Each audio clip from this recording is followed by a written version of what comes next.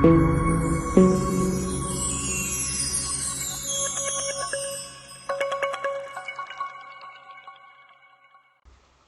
വീഡിയോയിൽ നമ്മൾ ഡിസ്കസ് ചെയ്യാൻ പോകുന്ന ടോപ്പിക് എന്ന് പറയുന്നത് ഫണ്ട് ബേസ്ഡ് ഫിനാൻഷ്യൽ സർവീസസ് ആണ്. കഴിഞ്ഞ വീഡിയോയിൽ നമ്മൾ ഡിസ്കസ് ചെയ്തിരുന്നത് ഫിനാൻഷ്യൽ സർവീസിൻ്റെ തന്നെ ഏറ്റവും ആദ്യത്തെ ക്ലാസിഫിക്കേഷൻ ആയിട്ടുള്ള ഫീ ബേസ്ഡ് ഫിനാൻഷ്യൽ സർവീസസ് ആണ്, അഥവാ non fund based financial services ആണ്. അപ്പോൾ രണ്ടും തമ്മിലുള്ള ഡിഫറൻസ് എന്താണെന്നുള്ളത് കഴിഞ്ഞ വീഡിയോയിൽ നമ്മൾ ഡിസ്കസ് ചെയ്തിട്ടുണ്ടായിരുന്നു. ഈ വീഡിയോയിലൂടെ നമ്മൾ ഫണ്ട് ബേസ്ഡ് ഫിനാൻഷ്യൽ സർവീസസിൻ്റെ ക്ലാസിഫിക്കേഷൻസ് ആണ്, അല്ലെങ്കിൽ സബ് ക്ലാസിഫിക്കേഷൻസ് ആണ്, അഥവാ types of fund based financial services ഏതൊക്കെയാണെന്നുള്ളതാണ് ഡിസ്കസ് ചെയ്യാനായിട്ട് പോകുന്നത്. മെയിൻലി 8 തരത്തിലുള്ള ഫണ്ട് ബേസ്ഡ് സർവീസസ് ആണ് ഉള്ളത്. നെറ്റിലൊക്കെ സെർച്ച് ചെയ്ത് കഴിഞ്ഞാൽ ഇതിൽ കൂടുതൽ നിങ്ങൾക്ക് കിട്ടാനായിട്ടുള്ള ചാൻസസ് ഉണ്ട്. സോ എന്തായാലും നമ്മളൊരു എക്സാം പോയിന്റ് ഓഫ് വ്യൂവിൽ ഒരു 8 മാർക്കിൻ്റെ ക്വസ്റ്റ്യനൊക്കെ ആയിട്ട് ചോദിച്ചു കഴിഞ്ഞാൽ നമുക്ക് എഴുതാൻ പറ്റുന്ന രീതിയിലുള്ളൊരു എക്സ്പ്ലനേഷനാണ് ഈ ഒരു വീഡിയോയിലൂടെ നിങ്ങൾക്ക് തരാനായിട്ട് ഉദ്ദേശിക്കുന്നത്. അപ്പോൾ ഏതൊക്കെയാണ് ഫണ്ട് ബേസ്ഡ് ഫിനാൻഷ്യൽ സർവീസസ് നമുക്ക് നോക്കാം. First one is lease financing, higher purchase, consumer credit, bill discounting, venture capital, housing finance, insurance services and factoring. അപ്പോൾ ഇതിൽ ഒരുപാട് തരത്തിലുള്ള സർവീസസിൻ്റെ പേരുകളൊക്കെ നിങ്ങൾ മുൻപേ കേട്ടിട്ടുണ്ടാവും, മുൻപേ പഠിച്ചിട്ടുള്ളതൊക്കെ ഉണ്ടാവും. എന്നാലും ഓരോന്നും എന്തൊക്കെയാണെന്ന് നമുക്ക് ജസ്റ്റ് ഒന്ന് നോക്കി പോവാം. അപ്പോൾ ഏറ്റവും ആദ്യത്തേതാണ് ലീസ് ഫിനാൻസ് എന്ന് പറയുന്നത്. എന്താണ് lease finance? Lease finance is one of the most important sources of medium and long-term financing, where the owner of an asset gives another person the right to use that asset against periodical payments. അപ്പോൾ ഇവിടെ 2 വ്യക്തികളാണുള്ളത്. Okay, ഒരു ബയറും ഒരു റിസീവറും. അപ്പോൾ ഇവിടെ എന്താ ചെയ്യുന്നത്? Lease finance എന്ന് പറയുന്നത് ഇത്രയേ ഉള്ളൂ.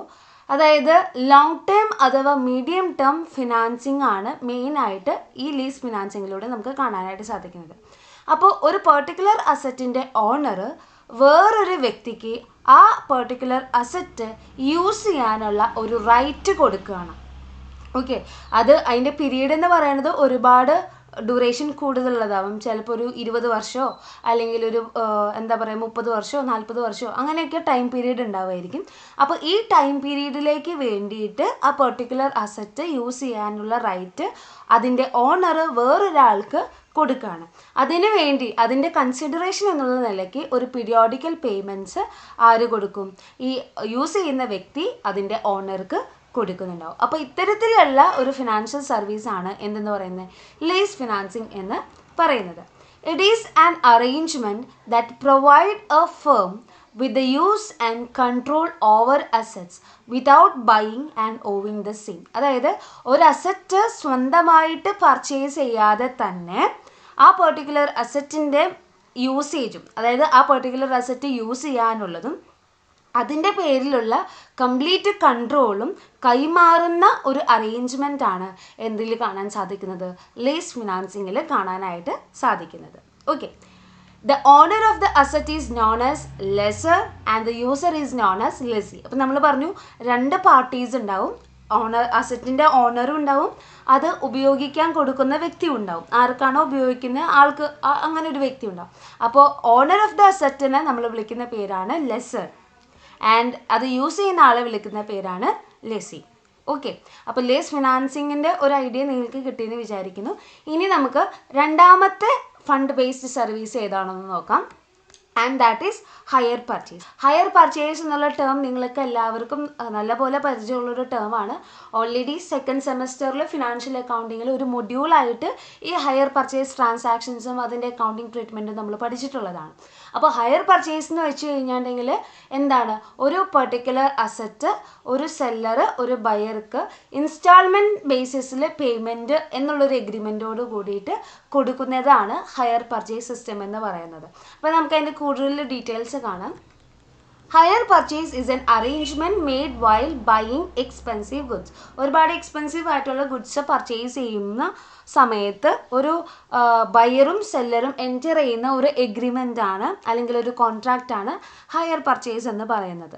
ഓക്കെ, ഇവിടെ എന്താണ് സംഭവിക്കുന്നത്? The consumer makes A down payment during the time of purchase and outstanding balance will be paid in instalments with an interest charge. അതായത് ഇവിടെ അസറ്റ് കൊടുക്കുന്നയാളെ നമ്മൾ വിളിക്കുന്ന പേരാണ് ഹയർ വെൻഡർ. അസറ്റ് വാങ്ങിക്കുന്ന ആളെ നമ്മൾ വിളിക്കുന്ന പേരാണ് ഹയർ പർച്ചേസർ അഥവാ ഹയറർ. അപ്പോൾ നമ്മൾ നേരത്തെ ലീസിങ് ഫിനാൻസിൽ കണ്ട പോലെ തന്നെ ഇവിടെ അസറ്റാണ് നമ്മൾ യൂസ് ചെയ്യാനുള്ള ഒരു റൈറ്റ് കൊടുക്കുന്നത്. ഇവിടെയുള്ള പ്രത്യേകത എന്താണെന്ന് വെച്ചാൽ ഇൻസ്റ്റാൾമെൻറ്റ് ബേസിസിൽ ഈ അസറ്റ് നമുക്ക് സ്വന്തമാക്കാനായിട്ട് സാധിക്കും. അപ്പോൾ കംപ്ലീറ്റ് പേയ്മെൻറ്റ് ഒരുമിച്ച് കൊടുത്തിട്ട് നമ്മൾ അസറ്റ് വാങ്ങിക്കുകയല്ല ചെയ്യണേ. ഇവിടെയും ഇൻസ്റ്റാൾമെൻറ്റ് മീൻസിൽ അത് മന്ത്ലി ബേസിസിലോ അല്ലെങ്കിൽ ഇയർലി ബേസിസിലാണ് നമ്മൾ എന്ത് ചെയ്യണത്, പേയ്മെൻറ്റ് നടത്തുന്നത്. എന്നാണോ ആ പെർട്ടിക്കുലർ അസറ്റിൻ്റെ ലാസ്റ്റ് ഇൻസ്റ്റാൾമെൻറ്റ് ഒരു ഡീഫോൾട്ടും വരുത്താതെ ഹയർ പർച്ചേസർ പേ ചെയ്ത് അവസാനിപ്പിക്കുന്നത്, അന്നാണ് ആ പെർട്ടിക്കുലർ അസറ്റിൻ്റെ ഓണർഷിപ്പ് ഹയർ വെൻഡറിൽ നിന്നും ഹയററിലേക്ക് അല്ലെങ്കിൽ ഹയർ പർച്ചേസറിലേക്ക് കൊടുക്കാനായിട്ട് നമുക്ക് സാധിക്കുള്ളൂ. അതുവരെയും ആ പെർട്ടിക്കുലർ അസറ്റ് യൂസ് ചെയ്യാനുള്ള അല്ലെങ്കിൽ ഉപയോഗിക്കാനുള്ള അഥവാ കൈവശം വയ്ക്കാനുള്ള അവകാശം മാത്രമാണ് ആർക്കുള്ളൂ, ഹയർ പർച്ചേസർക്കുള്ളൂ. അഥവാ പൊസഷൻ റൈറ്റ് മാത്രമാണ് ആർക്കുള്ളൂ, ഹയർ പർച്ചേസർക്കുള്ളൂ. ഓണർഷിപ്പ് ട്രാൻസ്മിഷൻ നടത്തുന്നത് ലാസ്റ്റ് ഇൻസ്റ്റാൾമെൻറ്റിൻ്റെ പേയ്മെൻറ്റിന് ശേഷം മാത്രമായിരിക്കും. അപ്പോൾ ഒരു ഇനീഷ്യൽ പേയ്മെൻറ്റ് എന്നുള്ള നിലയ്ക്ക് ഒരു particular sum of money at the time of agreement, ആ ഹയർ പർച്ചേസ് എഗ്രിമെൻറ്റിലേക്ക് സൈൻ ചെയ്യുന്ന സമയത്ത് അല്ലെങ്കിൽ ആ അസറ്റ് പർച്ചേസ് ചെയ്യുന്ന സമയത്ത് പേയ്മെൻറ്റ് നടത്തും. ആ എമൗണ്ടിനെയാണ് നമ്മൾ എന്തെന്ന് വിളിക്കുന്നത്, ഡൗൺ പേയ്മെൻറ്റ് എന്ന് പറയുന്നത്. ബാക്കിയുള്ള സം ഓഫ് മണിയൊക്കെ ഇൻസ്റ്റാൾമെൻറ്റ്സ് ആയിട്ടാണ് കൊടുക്കുക. ഓരോ ഇൻസ്റ്റാൾമെൻറ്റിലും അതിൽ എന്ത് ഇൻക്ലൂഡഡ് ആണ്, ഇൻട്രസ്റ്റും ഇൻക്ലൂഡഡ് ആണ്. ഓക്കെ, അപ്പോൾ ഒരു ഹയർ പർച്ചേസ് പ്രൈസ് എന്ന് പറയുമ്പോൾ അതിൽ ആ പെർട്ടിക്കുലർ അസറ്റിൻ്റെ ആക്ച്വൽ ക്യാഷ് പ്രൈസും അതിൻ്റെ കൂടെ തന്നെ അതിൻ്റെ ഇൻട്രസ്റ്റ് പേയ്മെൻറ്റും ഉണ്ടാകും. കാരണം നമ്മൾ ഇൻസ്റ്റാൾമെൻ്റ് ആയിട്ടല്ലേ പേയ്മെൻറ്റ് നടത്തുന്നത്. അപ്പോൾ കുറച്ച് വർഷങ്ങൾ എടുത്തിട്ടായിരിക്കും കംപ്ലീറ്റ് പേയ്മെൻറ്റ് നടത്തുന്നത്. അപ്പോൾ അത്രയും വർഷത്തേക്ക് അതിന് മുൻപേ തന്നെ ഈ അസറ്റ് കൊടുക്കുന്നത് കൊണ്ട് തന്നെ എന്താണ് അതിൻ്റെ ഒരു ബെനിഫിറ്റ് എന്നുള്ള രീതിയിൽ ഹയർ വെൻഡർക്ക് എന്തും കൂടി കൊടുക്കുന്നുണ്ട്, ഒരു പെർട്ടിക്കുലർ റേറ്റ് ഓഫ് ഇൻട്രസ്റ്റും കൂടി ഇതിൻ്റെ കൂടെ കൊടുക്കുന്നുണ്ട്. അപ്പോൾ ഓരോ ഇൻസ്റ്റാൾമെൻറ്റിലും ക്യാഷ് പ്രൈസും പ്ലസ് ഇൻട്രസ്റ്റ് റേറ്റും നമുക്ക് ഇതിൽ കാണാനായിട്ട് സാധിക്കും. അതാണ് ഹയർ പർച്ചേസ് എന്ന് പറയുന്നത്. മൂന്നാമത്തേതാണ് കൺസ്യൂമർ ക്രെഡിറ്റ്. എന്താണ് consumer credit? It includes all asset based financing plans offered to individuals to help them acquire durable goods. അതായത് പർച്ചേസ് ചെയ്യുന്ന സമയത്ത് ഒരു കൺസ്യൂമർ അസറ്റ് പർച്ചേസ് ചെയ്യുന്ന സമയത്ത് ക്രെഡിറ്റ് ഫെസിലിറ്റീസ് കൊടുക്കുന്ന സംവിധാനത്തിനെയാണ് കൺസ്യൂമർ ക്രെഡിറ്റ് എന്ന് പറയുന്നത്. മനസ്സിലായോ? അതായത് ഡ്യൂറബിൾ ഗുഡ്സ് എക്വയർ ചെയ്യുന്നതിന് വേണ്ടിയിട്ട് അല്ലെങ്കിൽ പർച്ചേസ് ചെയ്യുന്നതിന് വേണ്ടിയിട്ട് ഓരോ ഇൻഡിവിജ്വൽസിനും കൊടുക്കുന്ന ക്യാഷ് ഫെസിലിറ്റീസ് അല്ലെങ്കിൽ ക്രെഡിറ്റ് ഫെസിലിറ്റീസ് ഓഫർ ചെയ്യുന്ന ഫിനാൻസിങ് പ്ലാനിനെയാണ് നമ്മൾ എന്തെന്ന് പറയുന്നത്, കൺസ്യൂമർ ക്രെഡിറ്റ് എന്ന് പറയുന്നത്. In a consumer credit transaction, the individuals or consumer or buyer pays a part of the cash price at the time of the delivery of the asset and pays the balance with interest over a specified period of time. അത് somewhat similar to hire purchase ആണ്. ഇവിടെ ഈ പറഞ്ഞ പോലെ തന്നെ നമ്മൾ asset വാങ്ങിക്കുന്ന സമയത്ത് ഒരു ചെറിയ എമൗണ്ട് ക്യാഷ് പ്രൈസിൻ്റെ ഒരു പാർട്ട് നമ്മൾ നേരത്തെ അവിടെ ഡൗൺ പേയ്മെൻറ്റ് എന്ന് പറഞ്ഞ പോലെ തന്നെ കുറച്ച് എമൗണ്ട് നമ്മൾ കൊടുക്കും. ബാലൻസ് എമൗണ്ട് നമ്മൾ ഇൻസ്റ്റാൾമെൻ്റ് ആയിട്ട് ഒരു സ്പെസിഫൈഡ് പീരീഡ് ഓഫ് ടൈമിൽ ഇങ്ങനെ പേയ്മെൻറ്റ് നടത്തിക്കൊണ്ടിരിക്കും. ഓക്കെ, അപ്പോൾ അത്തരത്തിൽ ഒരു ഡ്യൂറബിൾ ഗുഡ്സിൻ്റെ പർച്ചേസ് ചെയ്യുന്നതിന് വേണ്ടിയിട്ടുള്ള ക്രെഡിറ്റ് ഫെസിലിറ്റീസ് കൺസ്യൂമേഴ്സിന് അഥവാ ഇൻഡിവിജ്വൽസിന് കൊടുക്കുന്ന ഒരു സർവീസാണ് എന്ത്, കൺസ്യൂമർ ക്രെഡിറ്റ് എന്ന് പറയുന്നത്.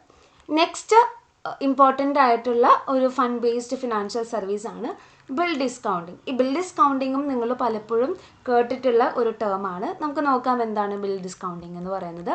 It is a trade related activity in which a company's unpaid invoices which are due to be paid at a future date are sold to a financier. Sometimes it may be a bank or other financial institutions. അതായത് payment നടത്താനുള്ള bills അഥവാ invoices എന്ത് ചെയ്യുന്നു, fund raise ചെയ്യുന്നതിന് വേണ്ടിയിട്ട്, അതായത് short term പീരീഡിലേക്കുള്ള fund raise ചെയ്യുന്നതിന് വേണ്ടിയിട്ട് ഏതെങ്കിലും ഒരു ബാങ്കിലോ അല്ലെങ്കിൽ ഫിനാൻഷ്യൽ ഇൻസ്റ്റിറ്റ്യൂഷനോ അവർ അങ്ങനെ കൈമാറുമ്പോൾ ഈ പറഞ്ഞ ബാങ്ക് അഥവാ ഫിനാൻഷ്യൽ ഇൻസ്റ്റിറ്റ്യൂഷൻസ് അതിന് ഈക്വലൻ്റ് ആയിട്ടുള്ള ഒരു എമൗണ്ട്, ഫോർ എക്സാമ്പിൾ ഇപ്പോൾ ഒരു 1000 rupees ബില്ലാണെന്നുണ്ടെങ്കിൽ ആ 1000 റുപ്പീസും അവർ തിരിച്ചു കൊടുക്കില്ല. അതിൽ നിന്ന് ഒരു എമൗണ്ട്, കുറച്ച് എമൗണ്ട് ഡിസ്കൗണ്ട് ചെയ്തിട്ട്, അതായത് മേ ബി ഒരു 900 റുപ്പീസൊക്കെയാണ് ചിലപ്പോൾ ആർക്ക് കൊടുക്കുള്ളൂ, ഈ ബില്ല് കൊടുക്കുന്ന ആൾക്ക് കൊടുക്കുള്ളൂ, അല്ലെങ്കിൽ കമ്പനിക്ക് കൊടുക്കുള്ളൂ. ഓക്കെ, അപ്പോൾ അതായത് അവരുടെ അത് ട്രാൻസാക്ഷൻ കോസ്റ്റും മറ്റു കാര്യങ്ങളൊക്കെ മീറ്റ് ചെയ്യുന്നതിന് വേണ്ടിയിട്ടുള്ള, ആ അത്തരത്തിലുള്ള എക്സ്പെൻസ് മീറ്റ് ചെയ്യുന്നതിന് വേണ്ടിയിട്ട് ആ ഡിഫറൻസ്, അതായത് 1000 റുപ്പീസാണ് ബില്ലിൻ്റെ എമൗണ്ട്, ബട്ട് നമ്മൾ കൊടുക്കുന്നത് 900 ഉള്ളൂ. ബാങ്ക് അല്ലെങ്കിൽ ഫിനാൻഷ്യൽ ഇൻസ്റ്റിറ്റ്യൂഷൻ കൊടുക്കുന്ന എമൗണ്ട് 900 ഉള്ളൂ. അപ്പോൾ ആ ഡിഫറൻസ് വരുന്ന 100 റുപ്പീസ് ബാങ്ക് എന്തായിട്ട് എടുക്കും, അവർക്ക് മീറ്റ് ചെയ്യേണ്ടി വരുന്ന എക്സ്പെൻസസോ അല്ലെങ്കിൽ മറ്റ് കോസ്റ്റും കാര്യങ്ങളൊക്കെ ആയിട്ട് അത് മീറ്റ് ചെയ്യാൻ വേണ്ടിയിട്ട് എടുക്കും. അതുകൊണ്ടാണ് അതിനെ ബിൽ ഡിസ്കൗണ്ടിങ് എന്ന് വിളിക്കുന്നത്. ഓക്കെ, അപ്പോൾ ഇത്തരത്തിൽ ഷോർട്ട് ടൈം ഫണ്ട്സ് റേസ് ചെയ്യുന്നതിന് വേണ്ടിയിട്ടുള്ള ഒരു തരത്തിലുള്ള ഫിനാൻഷ്യൽ സർവീസാണ് ബിൽ ഡിസ്കൗണ്ടിങ് എന്ന് പറയുന്നത്. ഒരുപാട് ഫിനാൻഷ്യൽ ഇൻസ്റ്റിറ്റ്യൂഷൻസും ബാങ്കും ഇത്തരത്തിലുള്ള സർവീസസ് പ്രൊവൈഡ് ചെയ്യുന്നുണ്ട്. In bill discounting, the business discount the outstanding invoices to gain access to short-term financial assistance and maintaining the working capital. Mainly ഞാൻ നേരത്തെ പറഞ്ഞു ഷോർട്ട് ടേം ഫിനാൻഷ്യൽ അസിസ്റ്റൻസ് കിട്ടുന്നതിന് വേണ്ടിയിട്ട്, അതുപോലെ തന്നെ വർക്കിംഗ് ക്യാപിറ്റൽ എന്ന് പറയുമ്പോൾ നമുക്കറിയാം എന്താണ്, ഡേ ടു ഡേ ട്രാൻസാക്ഷൻസ് അല്ലെങ്കിൽ day to day expenses meet ചെയ്യുന്നതിന് വേണ്ടിയിട്ട് മാറ്റിവെക്കുന്ന എമൗണ്ട് ഓഫ് ക്യാപിറ്റലാണ് വർക്കിംഗ് ക്യാപിറ്റൽ എന്ന് പറയുന്നത്, day to day operations meet ചെയ്യാൻ. അപ്പോൾ അത്തരത്തിലുള്ള ഫിനാൻസസ് അല്ലെങ്കിൽ അത്തരത്തിലുള്ള എക്സ്പെൻസ് ഒക്കെ മീറ്റ് ചെയ്യുന്നതിന് വേണ്ടിയിട്ട് ഫണ്ട് റേസ് ചെയ്യേണ്ടതായിട്ട് ചില കമ്പനികൾക്ക് വരും. അപ്പോൾ അങ്ങനെ ഫണ്ട് റേസ് ചെയ്യാനായിട്ട് ഒരു കമ്പനിയെ ഹെൽപ്പ് ചെയ്യുന്ന അല്ലെങ്കിൽ ഒരു ബിസിനസ്സിനെ ഹെൽപ്പ് ചെയ്യുന്ന ഒരു ഫിനാൻഷ്യൽ സർവീസാണ്, ഒരു ഫണ്ട് ബേസ്ഡ് ഫിനാൻഷ്യൽ സർവീസാണ് എന്ത്, ബിൽ ഡിസ്കൗണ്ടിങ് എന്ന് പറയുന്നത്. And this process is also known as invoice discounting. കാരണം നമ്മൾ പറഞ്ഞു എന്താ, ഔട്ട്സ്റ്റാൻഡിങ് ഇൻവോയ്സസ് ആണ് അല്ലെങ്കിൽ അൺപെയ്ഡ് ഇൻവോയ്സസ് ആണ് നമ്മൾ എന്ത് ചെയ്യുന്നത്, ഫിനാൻഷ്യൽ ഇൻസ്റ്റിറ്റ്യൂഷൻസിന് അഥവാ ബാങ്ക്സിന് കൊണ്ട് ഡിസ്കൗണ്ട് ചെയ്യുന്നത് അല്ലേ. അപ്പോൾ അതുകൊണ്ട് തന്നെ ഇതിനെ നമ്മൾ വേറൊരു പേരിൽ വിളിക്കുന്നതാണ് എന്ത്, invoice discounting. Okay, moving on to the fifth one, that is venture capital. എന്താണ് venture capital? The term venture capital represents financial investment in a highly risky project with the objective of earning a high rate of return. അതായത് വളരെയധികം risk ഉള്ള പ്രോജക്ട്സിലേക്ക് invest ചെയ്യുന്നതിന് വേണ്ടിയിട്ട്, financial investments നടത്തുന്നതിന് വേണ്ടിയിട്ട് help ചെയ്യുന്ന ഒരു ഫിനാൻഷ്യൽ സർവീസാണ് എന്ത്, വെഞ്ചർ ക്യാപിറ്റൽ എന്ന് പറയുന്നത്. അപ്പോൾ അതിൻ്റെ റിട്ടേൺ എന്ന് പറയുന്നത് വളരെ കൂടുതലായിരിക്കും. അപ്പോൾ ആ റിട്ടേണിനെ ഫോക്കസ് ചെയ്തിട്ടാണ് ഇത്തരത്തിൽ ഹൈലി റിസ്കി പ്രോജക്ട്സിലേക്ക് എന്ത് ചെയ്യുന്നത്, ഇൻവെസ്റ്റ് ചെയ്യുന്നത്. ഓക്കെ, അപ്പോൾ ഇത്തരത്തിൽ ഹൈലി റിസ്കി പ്രോജക്റ്റിലേക്ക് ഫിനാൻഷ്യൽ ഇൻവെസ്റ്റ്മെൻറ്റ്സ് നടത്തുന്നതിന് വേണ്ടിയിട്ട് ഹെൽപ്പ് ചെയ്യുന്ന ഒരു ഫണ്ട് ബേസ്ഡ് ഫിനാൻഷ്യൽ സർവീസാണ് വെഞ്ചർ ക്യാപിറ്റൽ എന്ന് പറയുന്നത്. And it involves a high degree of risk എന്ന് പറയുന്നത് വളരെ കൂടുതലാണ്. Next one is housing finance. Okay, എന്താണ് ഹൗസിംഗ് ഫിനാൻസ് നമുക്ക് നോക്കാം. It refers to finance that is provided to individuals or group of individuals including cooperative societies for purchase or build house or houses.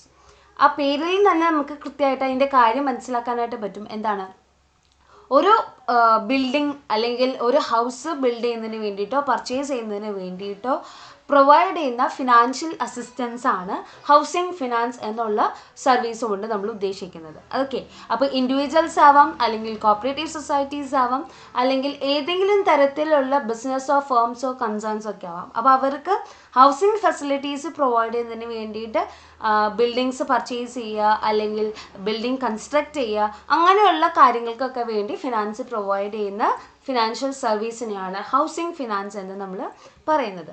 Housing finance refers to the finance for meeting the various needs related to housing. Housing ആയിട്ട് relate ചെയ്ത് വരുന്ന പലതരത്തിലുള്ള ആവശ്യങ്ങളുണ്ടാവും. അത്തരത്തിലുള്ള ആവശ്യങ്ങൾ meet ചെയ്യുന്നതിന് വേണ്ടിയിട്ട് fund provide ചെയ്യുക അല്ലെങ്കിൽ ഫിനാൻഷ്യൽ അസിസ്റ്റൻസ് പ്രൊവൈഡ് ചെയ്യുക എന്നുള്ളതാണ് ഹൗസിംഗ് ഫിനാൻസ് എന്നതുകൊണ്ട് ഉദ്ദേശിക്കുന്നത്. അപ്പോൾ ഈ നീഡ്സ് റിലേറ്റഡ് ടു ഹൗസിംഗ് എന്ന് പറയുന്നത് എന്തൊക്കെയാണ്? Purchase of land, acquisition of flat, construction of house, extension of A house or housing loans from other banks. മറ്റ് ബാങ്ക്സിൽ നിന്നോ അല്ലെങ്കിൽ ഹൗസിംഗ് ഫിനാൻസ് കമ്പനീസ്, അതാണ് HFC എന്ന് പറയുന്നത്. അപ്പോൾ അത്തരത്തിലുള്ള കമ്പനീസിൽ നിന്നൊക്കെ ഫിനാൻഷ്യൽ അസിസ്റ്റൻസ് നേടിക്കൊടുക്കുക എന്നുള്ളതാണ് ഈ ഒരു സർവീസിൻ്റെ ഉദ്ദേശം എന്ന് പറയുന്നത്. Moving on to the seventh one is insurance service. നമുക്ക് എല്ലാവർക്കും ഫെമിലിയർ ആയിട്ടുള്ള ഒരു ഫിനാൻഷ്യൽ സർവീസാണ് എന്ത്, ഇൻഷുറൻസ് സർവീസ് എന്ന് പറയുന്നത്. അപ്പോൾ എന്താണ് അതിൻ്റെ എക്സ്പ്ലനേഷൻ വരുന്നത്? Insurance is a contract whereby the insurer agrees to undertake in consideration of a sum of money to make good the loss suffered by the insured against a specified risk such as fire or compensate the beneficiaries on the happening of a specified event such as accident or death. നമുക്കെല്ലാം familiar ആയിട്ടുള്ളൊരു സർവീസാണ് insurance എന്ന് പറയുന്നത്. അപ്പോൾ insurance basically it is A contract between two parties എന്ന് പറയുന്നത് ആരാണ്? Insurer and insured. Insurer എന്ന് പറയുന്നത് ഇൻഷുറൻസ് കമ്പനിയാണ്. ഇൻഷുർഡ് എന്ന് പറയുന്നത് പോളിസി ഹോൾഡറാണ്. അപ്പോൾ നമുക്കറിയാം ഇവിടെ ഇൻഷുറർ എന്താണ് ചെയ്യുന്നത്, അഥവാ ഇൻഷുറൻസ് കമ്പനി എന്താണ് ചെയ്യുന്നത്? ഒരു റിസ്ക് ഏറ്റെടുക്കുകയാണ് ചെയ്യുന്നത്, അല്ലേ? ഒരു റിസ്ക് അവർ ഏറ്റെടുക്കുകയാണ് ചെയ്യുന്നത്. അതായത് ഇൻഷുറൻസ് അടയ്ക്കുന്ന വ്യക്തി അല്ലെങ്കിൽ പോളിസി ഹോൾഡറിനെ ബേസ് ചെയ്ത് വരുന്ന ഒരു റിസ്ക് ആര് ഏറ്റെടുക്കുന്നു? ഇൻഷുറൻസ് കമ്പനി ഏറ്റെടുക്കുന്നു. അതിന് കൺസിഡറേഷൻ എന്നുള്ള രീതിയിൽ മന്ത്ലി പേയ്മെൻ്റ് ആയിട്ടോ ഇയർലി പേയ്മെൻ്റ് ആയിട്ടോ ഒരു particular sum of money the policy holder have to be paid to the insurance company, അല്ലേ? ഒരു പോളിസി ഹോൾഡർ മന്ത്ലി ആയിട്ടോ അല്ലെങ്കിൽ ഇയർലി ബേസിസിലോ പെർട്ടിക്കുലർ സം ഓഫ് മണി ഇങ്ങനെ പേ ചെയ്തുകൊണ്ടിരിക്കണം. ആ എമൗണ്ട് ഓഫ് കൺസിഡറേഷനാണ് അല്ലെങ്കിൽ ആ സം ഓഫ് മണീനെയാണ് നമ്മൾ എന്തെന്ന് വിളിക്കുന്നത്? പ്രീമിയം എന്ന് വിളിക്കുന്നത്. ഓക്കെ, അപ്പോൾ ബേസിക്കലി ഇത്ര പറയാനുള്ളൂ. അതൊരു കോൺട്രാക്റ്റ് ആണ് and it is A contract between the insurer and the insured. That means the insurance company and the policy holder. Here the insurer agrees to undertake a risk which is related to the insured or the policy holder under the consideration of a particular sum of money which is known as premium. ഒരു premium എന്നുള്ള കൺസിഡറേഷൻ്റെ ബേസിസിൽ ഒരു risk ഏറ്റെടുക്കുകയാണ്. അല്ലാന്നുണ്ടെങ്കിൽ അതിൻ്റെ വേറൊരു രീതിയിൽ പറയുകയാണെന്നുണ്ടെങ്കിൽ എന്തെങ്കിലും accident അല്ലെങ്കിൽ ഡെത്ത് ഒക്കെ സംഭവിച്ചു കഴിഞ്ഞാൽ ഈ പറഞ്ഞ പോളിസി ഹോൾഡറിൻ്റെ ബെനിഫിഷ്യറീസ് അല്ലെങ്കിൽ അവരായിട്ട് റിലേറ്റ് ചെയ്ത് വരുന്ന അവരുടെ പാരൻസിനോ അല്ലെങ്കിൽ സ്പൗസിനോ അല്ലെങ്കിൽ ചിൽഡ്രൻസിനോ ഒക്കെ ഒരു ഫിനാൻഷ്യൽ അസിസ്റ്റൻസ് അല്ലെങ്കിൽ ഒരു കോമ്പൻസേഷൻ കൊടുക്കുക. ഇതാണ് ഇൻഷുറൻസ് സർവീസിൽ നമുക്ക് കാണാനായിട്ട് സാധിക്കുന്നത്. And moving on to the last one, that is factoring. എന്താണ് ഫാക്ടറിങ് നമുക്ക് നോക്കാം. Factoring implies a financial arrangement between the factor and client in which the firm gets advances in return for receivables from a financial institution. അപ്പോൾ ഇവിടെയും നമ്മൾ normally മുൻപ് കണ്ടിട്ടുള്ള fund based financial സർവീസസിൻ്റെ പോലെ തന്നെ ഇവിടെയും രണ്ട് പാർട്ടീസാണുള്ളത്, ഫാക്ടർ ആൻഡ് ക്ലയൻറ്റ്. ഫാക്ടർ എന്ന് പറയുന്നത് ഏതെങ്കിലും ഒരു ഫിനാൻഷ്യൽ ഇൻസ്റ്റിറ്റ്യൂഷൻ ആവാം. ക്ലയൻറ്റ് എന്ന് പറയുന്നത് ഒരു ഫേമോ അല്ലെങ്കിൽ ഏതെങ്കിലും ഒരു ഓർഗനൈസേഷനോ ഇൻഡിവിജ്വലോ ഒക്കെ ആവാം. ഓക്കെ, അപ്പോൾ ഇവർ തമ്മിലുള്ള ഒരു അറേഞ്ച്മെൻ്റ് ആണ്, ഒരു ഫിനാൻഷ്യൽ അറേഞ്ച്മെൻ്റ് ആണ് ഫാക്ടറിങ് എന്ന് പറയുന്നത്. അപ്പോൾ ഇവിടെ നേരത്തെ നമ്മൾ ബിൽ ഡിസ്കൗണ്ടിങ്ങിലൊക്കെ കണ്ട പോലെ തന്നെ റിസീവബിൾസ് ആര് സബ്മിറ്റ് ചെയ്യും? ക്ലയൻറ്റ്സ് ഒരു ഫിനാൻഷ്യൽ ഇൻസ്റ്റിറ്റ്യൂഷനിൽ കൊണ്ട് സബ്മിറ്റ് ചെയ്യും. അപ്പോൾ അതിന് ഈക്വലൻ്റ് ആയിട്ടുള്ള ഒരു ഫിനാൻഷ്യൽ അഡ്വാൻസ്, ഫിനാൻസ് ബേസ് ചെയ്തിട്ടുള്ള ഒരു അഡ്വാൻസ് എമൗണ്ട് ആര് കൊടുക്കും? ഫിനാൻഷ്യൽ ഇൻസ്റ്റിറ്റ്യൂഷൻ അഥവാ ഫാക്ടർ ക്ലയൻറ്റിന് കൊടുക്കും. അതാണ് ഫാക്ടറിങ് എന്നുള്ള ഒരു സർവീസിൽ നമുക്ക് കാണാനായിട്ട് സാധിക്കുന്നത്. Okay, and it is another method of raising short-term finance through account receivable credit offered by commercial bank and factors. Okay, അപ്പോൾ ഇവിടെയും നമ്മൾ നേരത്തെ പറഞ്ഞ പോലെ അക്കൗണ്ട്സ് റിസീവബിൾസ് അല്ലെങ്കിൽ ബിൽസ് റിസീവബിൾസ് ഒക്കെ നമ്മൾ കൊടുത്തിട്ട് അതിൻ്റെ ബേസിസിൽ ഒരു ഷോർട്ട് ടേം ഫിനാൻസ് റേസ് ചെയ്യുക അല്ലെങ്കിൽ ഷോർട്ട് ടേം ഫിനാൻഷ്യൽ അസിസ്റ്റൻസ് നേടിയെടുക്കുക എന്നുള്ളതാണ് ഫാക്ടറിങ് എന്നുള്ള സർവീസ് കൊണ്ട് ഉദ്ദേശിക്കുന്നത്. ഓക്കെ, അപ്പോൾ വളരെ സിമ്പിളായിട്ടുള്ള എക്സ്പ്ലനേഷൻസ് ആണ് എല്ലാത്തിനും ഉള്ളത്. നമുക്ക് പെട്ടെന്ന് മനസ്സിലാക്കാൻ പറ്റുന്ന കാര്യങ്ങളാണ്. എങ്കിലും നിങ്ങൾക്ക് എന്തെങ്കിലും ഡൗട്ട്സ് ഇതിനെ ബേസ് ചെയ്ത് വരുന്നുണ്ടെങ്കിൽ കമൻറ്റ് സെക്ഷനിലൂടെ ചോദിക്കാവുന്നതാണ്. Okay, thank you for watching.